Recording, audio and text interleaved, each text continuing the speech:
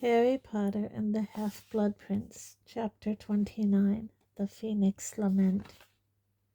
Come here, Harry. No, you can't stay here, Harry. Come on now. No. He did not want to leave Dumbledore's side. He did not want to move anywhere.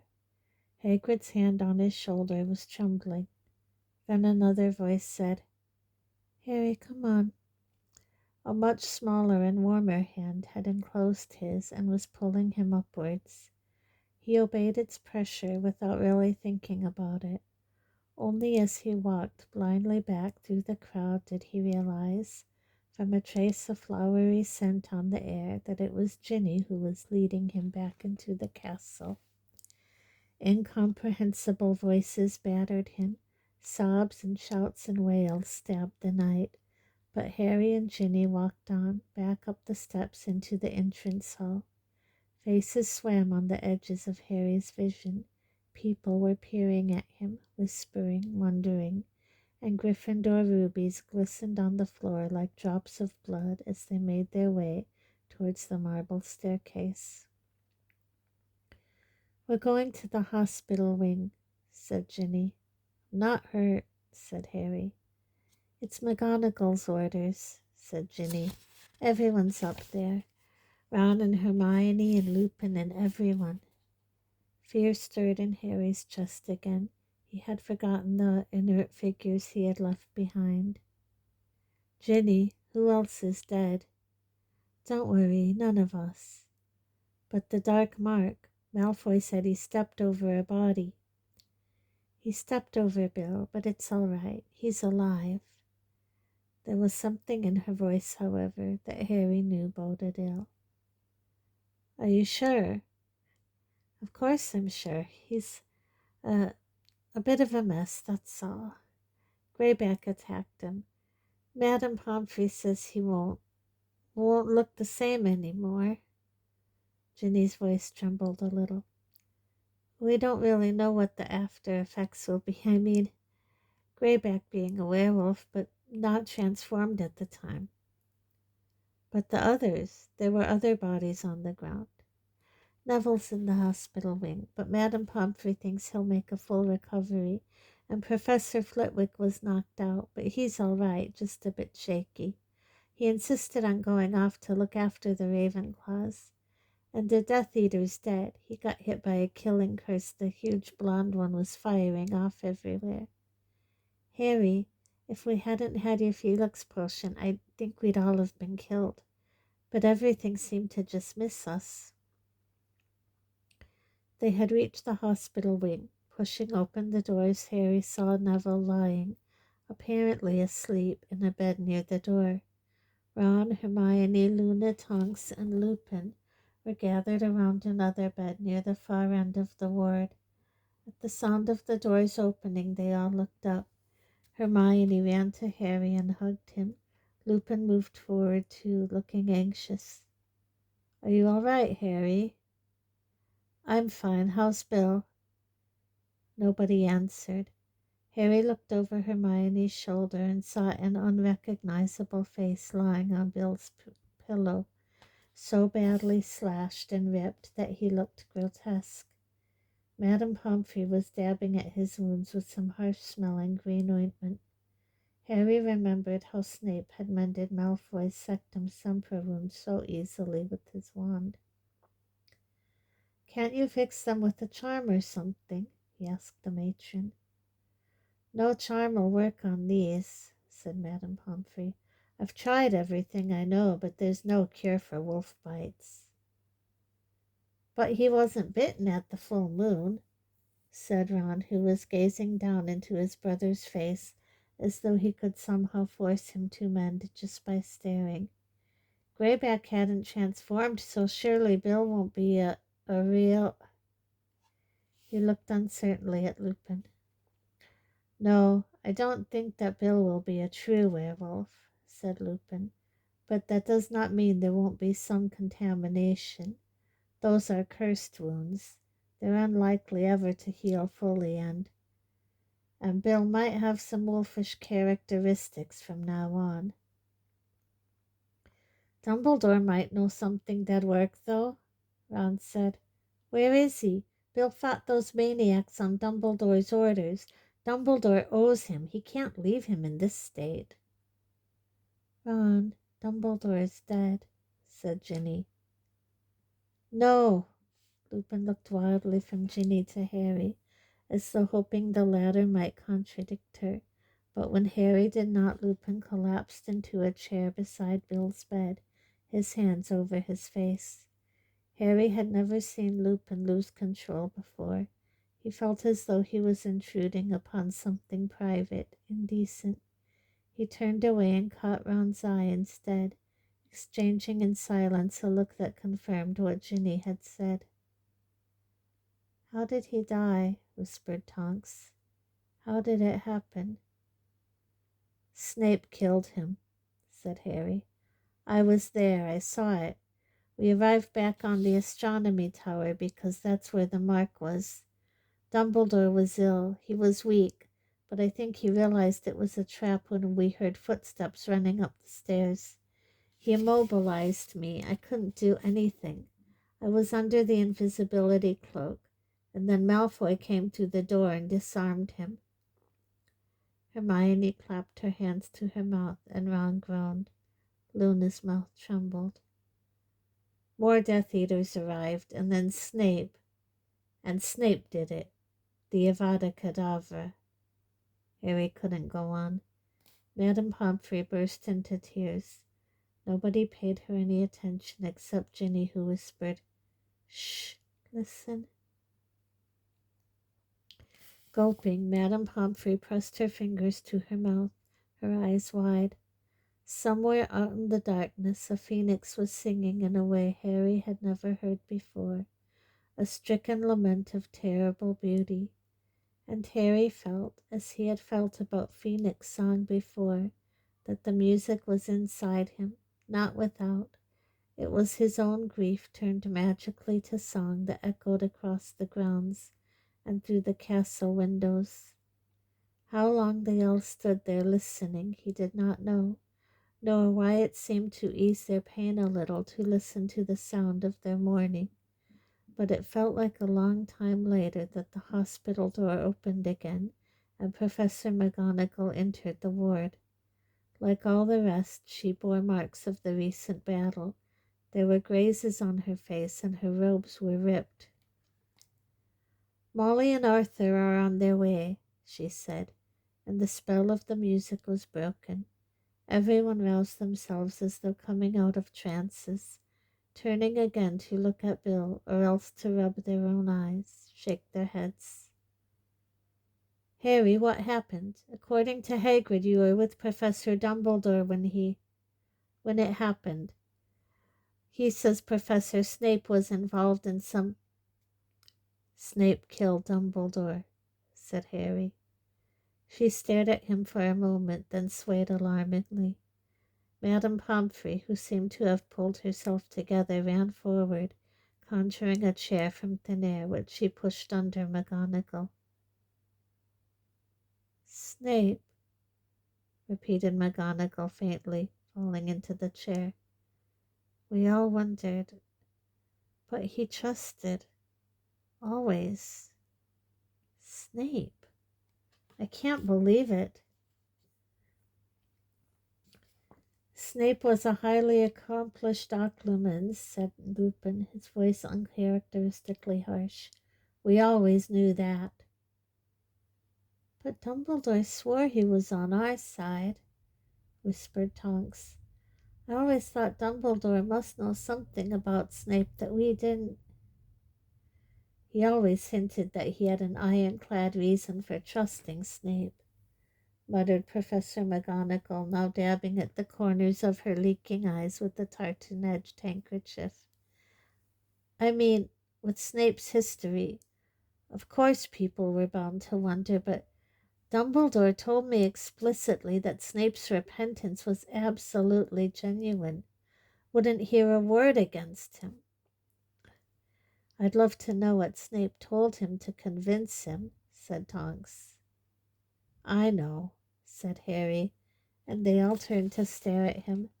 Snape passed Voldemort the information that made Voldemort hunt down my mom and dad. Then Snape told Dumbledore he hadn't realized what he was doing. He was really sorry he'd done it, sorry that they were dead. And Dumbledore believed that? Said Lupin incredulously. Dumbledore believed Snape was sorry James was dead. Snape hated James. And he didn't think my mother was worth a damn either, said Harry, because she was Muggle-born. Mudblood, he called her. Nobody asked how Harry knew this. All of them seemed to be lost in horrified shock, trying to digest the monstrous truth of what had happened. "This is all my fault," said Professor McGonagall suddenly. She looked disoriented, twisting her wet handkerchief in her hands. "My fault. I sent Phileas to fetch Snape tonight. I actually sent for him to come and help us.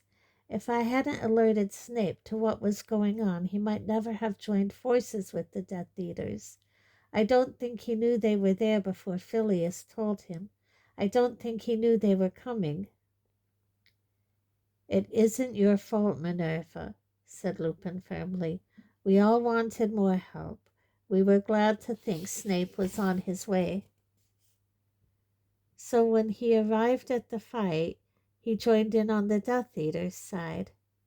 asked Harry, who wanted every detail of Snape's duplicity and infamy, feverishly collecting more reasons to hate him, to swear vengeance. "I don't know how exactly it happened," said Professor McGonagall distractedly. "It's all so confusing. Dumbledore had told us that he would be leaving the school for a few hours, and that we were to patrol the corridors just in case. Remus, Bill, and Nymphadora were to join us, and so we patrolled. All seemed quiet. Every secret passageway out of the school was covered. We knew nobody could fly in. There were powerful enchantments on every entrance into the castle. I still don't know how the Death Eaters can possibly have entered." "I do," said Harry, and he explained, briefly, about the pair of vanishing cabinets and the magical pathway they formed. "So they got in through the room of requirement."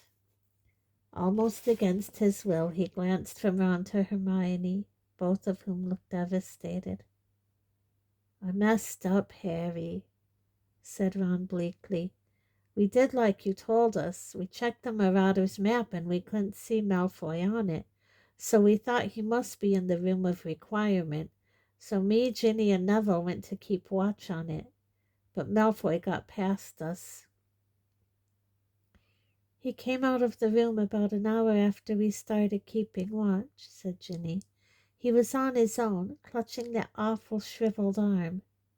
"His hand of glory," said Ron. "Gives light only to the holder, remember?" "Anyway," Ginny went on, "he must have been checking whether the coast was clear to let the Death Eaters out, because the moment he saw us, he threw something into the air and it all went pitch black."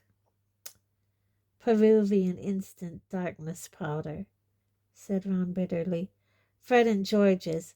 I'm going to be having a word with them about who they let buy their products." "We tried everything. Lumos, Incendio," said Ginny. "Nothing would penetrate the darkness. All we could do was grope our way out of the corridor again, and meanwhile we could hear people rushing past us. Obviously Malfoy could see because of that hand thing and was guiding them, but we didn't dare use any curses or anything in case we hit each other. By the time we'd reached a corridor that was light, they'd gone." "Luckily," said Lupin hoarsely, "Ron, Ginny, and Neville ran into us almost immediately and told us what had happened. We found the Death Eaters minutes later, headed in the direction of the astronomy tower. Malfoy obviously hadn't expected more people to be on the watch. He seemed to have exhausted his supply of darkness powder, at any rate. A fight broke out. They scattered, and we gave chase. One of them, Gibbon, broke away and headed up the tower stairs. To set off the mark? Asked Harry. He must have done, yes. They must have arranged that before they left the room of requirement, said Lupin. But I don't think Gibbon liked the idea of waiting up there alone for Dumbledore, because he came running back downstairs to rejoin the fight and was hit by a killing curse that just missed me. So, if Ron was watching the room of requirement with Ginny and Neville, said Harry, turning to Hermione, were you outside Snape's office? Yes, whispered Hermione, her eyes sparkling with tears. With Luna. We hung around for ages outside it and nothing happened. We didn't know what was going on upstairs. Ron had taken the Marauder's map. It was nearly midnight when Professor Flitwick came sprinting down into the dungeons. He was shouting about Death Eaters in the castle. I don't think he really registered that Luna and I were there at all. He just burst his way into Snape's office, and we heard him saying that Snape had to go back with him and help. And then we heard a loud thump, and Snape came hurtling out of his room, and he saw us, and... What? Harry urged her. I was so stupid, Harry, said Hermione in a high-pitched whisper. He said Professor Flitwick had collapsed and that we should go and take care of him while he went to help fight the Death Eaters. She covered her face in shame and continued to talk into her fingers so that her voice was muffled. We went into his office to see if we could help Professor Flitwick and found him unconscious on the floor. And oh, it's so obvious now. Snape must have stupefied Flitwick, but we didn't realize, Harry. We didn't realize. We just let Snape go. So then he came upstairs, said Harry, who in his mind's eye was watching Snape running up the marble staircase, his black robes billowing behind him as ever, pulling his wand from under his cloak as he ascended. And he found the place where you were all fighting. We were in trouble. We were losing, said Tonks in a low voice. Gibbon was down, but the rest of the Death Eaters seemed ready to fight to the death. Neville had been hurt. Bill had been savaged by Greyback. It was all dark, curses flying everywhere. The Malfoy boy had vanished. He must have slipped past, up the stairs to the tower. Then more of them ran after him, but one of them blocked the stairs behind them with some kind of curse. Neville ran at it and got thrown up into the air. None of us could break through, said Ron. And that massive Death Eater was still firing off jinxes all over the place. They were bouncing off the walls and barely missing us. And then Snape was there, said Tonks. Then he wasn't. I saw him running towards us, but that huge Death Eater's jinx just missed me right afterwards, and I ducked and lost track of things, said Ginny. I saw him run straight through the cursed barrier as though it wasn't there, said Lupin. I tried to follow him, but was thrown back, just like Neville. He must have known a spell we didn't, whispered McGonagall. After all, he was the Defense Against the Dark Arts teacher. I just assumed that he was in a hurry to chase after the Death Eaters who'd escaped up to the tower. He was, said Harry savagely, but to help them, not to stop them. And I'll bet you had to have a dark mark to get through that barrier. So what happened when he came back down? Well, the big Death Eater had just fired off a hex that caused half the ceiling to fall in, and also broke the curse blocking the stairs, said Lupin. We all ran forwards, those of us who were still standing anyway, and then Snape and the boy emerged out of the dust. Obviously, none of us attacked them. We just let them pass, said Tonks in a hollow voice. We thought they were being chased by the Death Eaters, and next thing, the other Death Eaters and Greyback were back and we were fighting again. I thought we heard Snape shout something, but I don't know what." "He shouted it's over," said Harry. "He'd done what he'd meant to do." They all fell silent. Fox's lament was still echoing over the dark grounds outside. As the music reverberated upon the air, unbidden, unwelcome thoughts slunk into Harry's mind. Had they taken Dumbledore's body from the foot of the tower yet? What would happen to it next? Where would it rest? He clenched his fists tightly in his pockets. He could feel the small cold lump of the fake Horcrux against the knuckles of his right hand. The door of the hospital wing burst open, making them all jump. Mr. and Mrs. Weasley were striding up the ward, Fleur just behind them, her beautiful face terrified. "Molly, Arthur," said Professor McGonagall, jumping up and hurrying to greet them. "I am so sorry." "Bill," whispered Mrs. Weasley, darting past Professor McGonagall as she caught sight of Bill's mangled face. "Oh, Bill." Lupin and Tonks had got up hastily and retreated so that Mr. and Mrs. Weasley could get nearer to the bed. Mrs. Weasley bent over her son and pressed her lips to his bloody forehead. "You said Greyback attacked him?" Mr. Weasley asked Professor McGonagall distractedly. "But he hadn't transformed? So what does that mean? What will happen to Bill?" "We don't yet know," said Professor McGonagall, looking helplessly at Lupin. "There will probably be some contamination, Arthur," said Lupin. "It is an odd case, possibly unique. We don't know what his behavior might be like when he wakes up." Mrs. Weasley took the nasty-smelling ointment from Madame Pomfrey and began dabbing at Bill's wounds. "And Dumbledore?" said Mr. Weasley. "Minerva, is it true? Is he really—" As Professor McGonagall nodded, Harry felt Ginny move beside him and looked at her. Her slightly narrowed eyes were fixed upon Fleur, who was gazing down at Bill with a frozen expression on her face. "Dumbledore gone," whispered Mr. Weasley, but Mrs. Weasley had eyes only for her eldest son. She began to sob, tears falling onto Bill's mutilated face.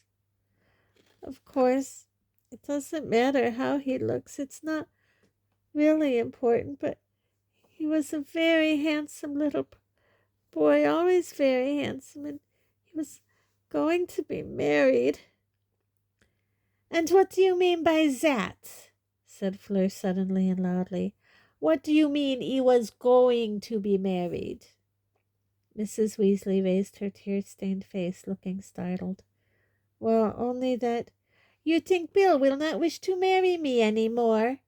demanded Fleur. "You think because of these bites he will not love me?" "No, that's not what I—" "Because he will," said Fleur, drawing herself up to her full height and throwing back her long mane of silver hair. "It would take more than a werewolf to stop Bill loving me." "Well, yes, I'm sure," said Mrs. Weasley. "But I thought perhaps, given how he—" "You thought I would not wish to marry him, or perhaps you hoped," said Fleur, her nostrils flaring. "What do I care how he looks? I am good-looking enough for both of us. I think all these scars show us that my husband is brave. And I shall do that," she added fiercely, pushing Mrs. Weasley aside and snatching the ointment from her. Mrs. Weasley fell back against her husband and watched Fleur mopping up Bill's wounds with the most curious expression upon her face. Nobody said anything. Harry did not dare move. Like everybody else, he was waiting for the explosion. "Our great Auntie Muriel," said Mrs. Weasley after a long pause, "has a very beautiful tiara, goblin-made, which I am sure I could persuade her to lend you for the wedding. She is very fond of Bill, you know, and it would look lovely with your hair." "Thank you," said Fleur stiffly. I am sure that will be lovely. And then Harry did not quite see how it happened. Both women were crying and hugging each other. Completely bewildered, wondering whether the world had gone mad, he turned round. Ron looked as stunned as Harry felt, and Ginny and Hermione were exchanging startled looks. "You see," said a strained voice. Tonks was glaring at Lupin. "She still wants to marry him, even though he's been bitten. She doesn't care." "It's different," said Lupin, barely moving his lips and looking suddenly tense. "Bill will not be a full werewolf. The cases are completely—" "But I don't care either. I don't care," said Tonks, seizing the front of Lupin's robes and shaking them. "I've told you 1,000,000 times." And the meaning of Tonks's Patronus and her mouse-colored hair, and the reason she had come running to find Dumbledore when she had heard a rumor someone had been attacked by Greyback, all suddenly became clear to Harry. It had not been Sirius that Tonks had fallen in love with after all. "And I've told you 1,000,000 times," said Lupin, refusing to meet her eyes, staring at the floor, "that I am too old for you, too poor, too dangerous." "I've said all along you're taking a ridiculous line on this, Remus," said Mrs. Weasley over Fleur's shoulder as she patted her on the back. "I am not being ridiculous," said Lupin steadily. "Tonks deserves somebody young and whole." "But she wants you," said Mr. Weasley with a small smile. "And after all, Remus, young and whole men do not necessarily remain so." He gestured sadly at his son lying between them. "This is not a moment to discuss it," said Lupin, avoiding everybody's eyes as he looked around distractedly. "Dumbledore is dead." "Dumbledore would have been happier than anybody to think that there was a little more love in the world," said Professor McGonagall curtly, just as the hospital doors opened again and Hagrid walked in. The little of his face that was not obscured by hair or beard was soaking and swollen. He was shaking with tears, a vast spotted handkerchief in his hand. "I've done it, Professor," he choked. "Moved him. Professor Sprout's got the kids back in bed. Professor Flitwick's lying down, but he says he'll be all right in a jiffy, and Professor Slughorn says the ministry's been informed." "Thank you, Hagrid," said Professor McGonagall, standing up at once and turning to look at the group around Bill's bed. "I shall have to see the ministry when they get here. Hagrid, please tell the heads of house, Slughorn can represent Slytherin, that I want to see them in my office forthwith. I would like you to join us too." As Hagrid nodded, turned, and shuffled out of the room again, she looked down at Harry. "Before I meet them, I would like a quick word with you, Harry, if you'll come with me." Harry stood up, murmured, "See you in a bit," to Ron, Hermione, and Ginny, and followed Professor McGonagall back down the ward. The corridors outside were deserted, and the only sound was the distant phoenix song. It was several minutes before Harry became aware that they were not heading for Professor McGonagall's office, but for Dumbledore's, and another few seconds before he realized that, of course, she had been deputy headmistress. Apparently she was now headmistress, so the room behind the gargoyle was now hers. In silence they ascended the moving spiral staircase and entered the circular office. He did not know what he had expected, that the room would be draped in black perhaps, or even that Dumbledore's body might be lying there. In fact, it looked almost exactly as it had done when he and Dumbledore had left it mere hours previously, the silver instruments whirring and puffing on their spindle-legged tables, Gryffindor's sword in its glass case gleaming in the moonlight, the sorting hat on a shelf behind the desk. But Fox's perch stood empty. He was still crying his lament to the grounds, and a new portrait had joined the ranks of the dead headmasters and headmistresses of Hogwarts. Dumbledore was slumbering in a golden frame over the desk, his half-moon spectacles perched upon his crooked nose, looking peaceful and untroubled. After glancing once at this portrait, Professor McGonagall made an odd movement, as though steeling herself, then rounded the desk to look at Harry, her face taut and lined. "Harry," she said, "I would like to know what you and Professor Dumbledore were doing this evening when you left the school." "I can't tell you that, Professor," said Harry. He had expected the question and had his answer ready. It had been here in this very room that Dumbledore had told him that he was to confide the contents of their lessons to nobody but Ron and Hermione. "Harry, it might be important," said Professor McGonagall. "It is," said Harry. "Very, but he didn't want me to tell anyone." Professor McGonagall glared at him. "Potter." Harry registered the renewed use of his surname.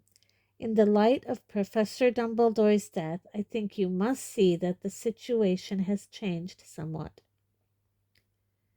"I don't think so," said Harry, shrugging. "Professor Dumbledore never told me to stop following his orders if he died.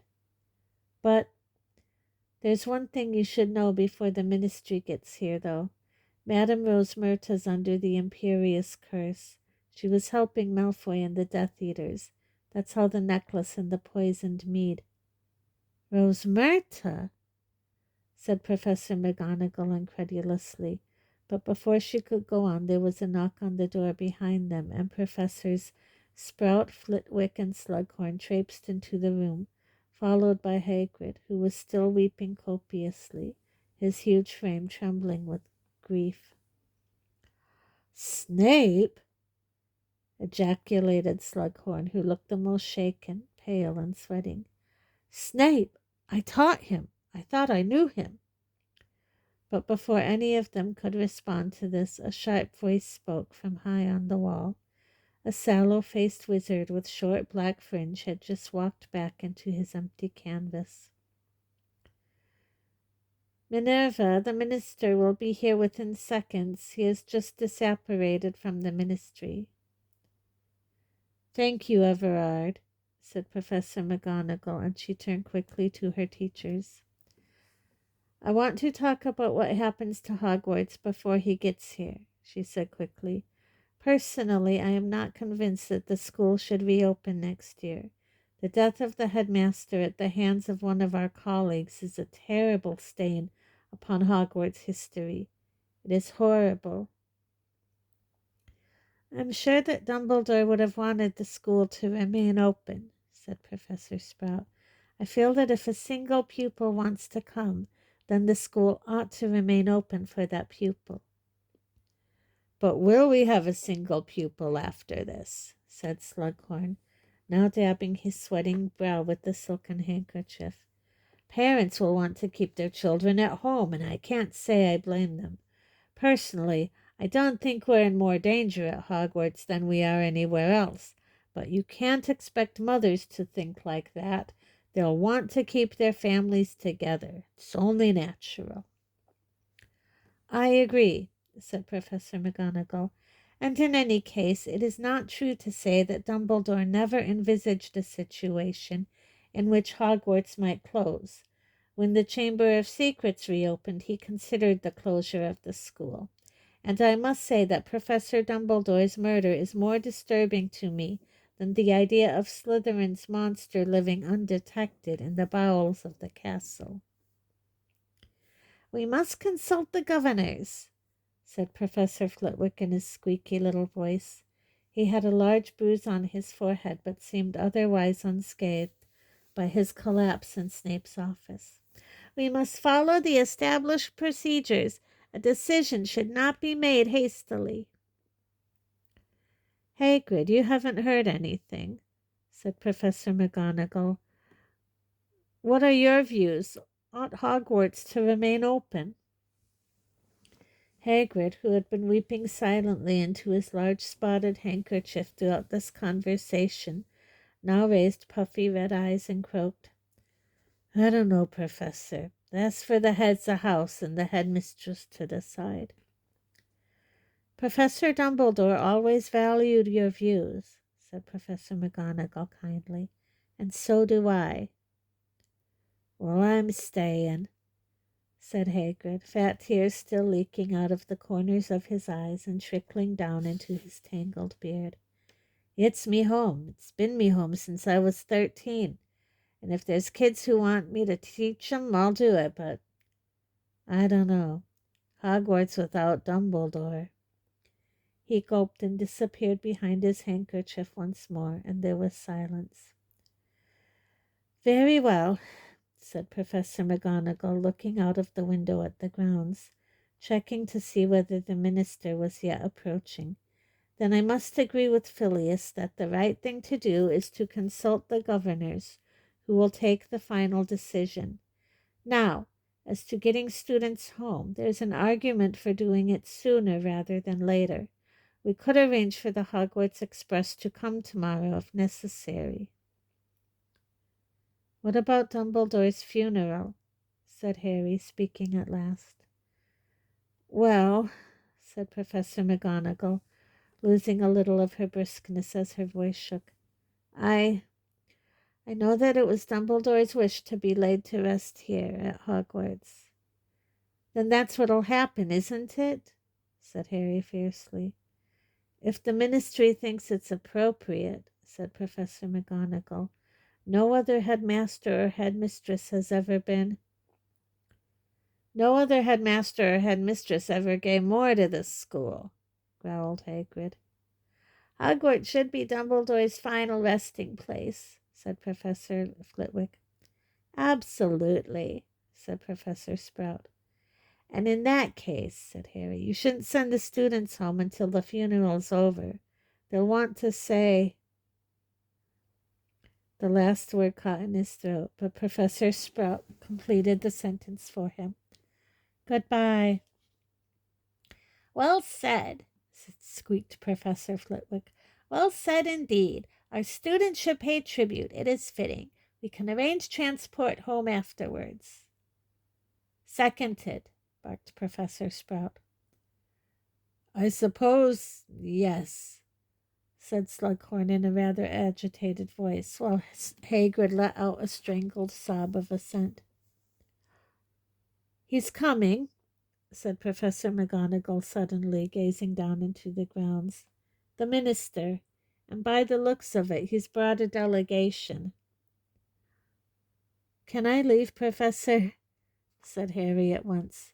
He had no desire at all to see or be interrogated by Rufus Scrimgeour tonight. You may, said Professor McGonagall, and quickly. She strode towards the door and held it open for him. He sped down the spiral staircase and off along the deserted corridor. He had left his invisibility cloak at the top of the astronomy tower, but it did not matter. There was nobody in the corridors to see him pass, not even Filch, Mrs. Norris, or Peeves. He did not meet another soul until he turned into the passage leading to the Gryffindor common room. Is it true? Whispered the fat lady as he approached her. Is it really true? Dumbledore dead? Yes, said Harry. She let out a wail, and without waiting for the password, swung forward to admit him. As Harry had suspected it would be, the common room was jam-packed. The room fell silent as he climbed through the portrait hole. He saw Dean and Seamus sitting in a group nearby. This meant that the dormitory must be empty, or nearly so. Without speaking to anybody, without making eye contact at all, Harry walked straight across the room and through the door to the boys' dormitories. As he had hoped, Ron was waiting for him, still fully dressed, sitting on his bed. Harry sat down on his own four-poster, and for a moment they simply stared at each other. "They're talking about closing the school," said Harry. "Lupin said they would," said Ron. There was a pause. "So," said Ron in a very low voice, as though he thought the furniture might be listening in, "did you find one? Did you get it? A Horcrux?" Harry shook his head. All that had taken place around that black lake seemed like an old nightmare now. Had it really happened, and only hours ago? "You didn't get it?" said Ron, looking crestfallen. "It wasn't there?" "No," said Harry. "Someone had already taken it and left a fake in its place." "Already taken?" Wordlessly, Harry pulled the fake locket from his pocket, opened it, and passed it to Ron. The full story could wait. It did not matter tonight. Nothing mattered except the end of their pointless adventure, the end of Dumbledore's life. "R.A.B.," whispered Ron. "But who was that?" "Dunno," said Harry, lying back on his bed, fully clothed and staring blankly upwards. He felt no curiosity at all about R.A.B. He doubted that he would ever feel curious again. As he lay there, he became aware suddenly that the grounds were silent. Fox had stopped singing, and he knew, without knowing how he knew it, that the Phoenix had gone, had left Hogwarts for good, just as Dumbledore had left the school, had left the world, had left Harry.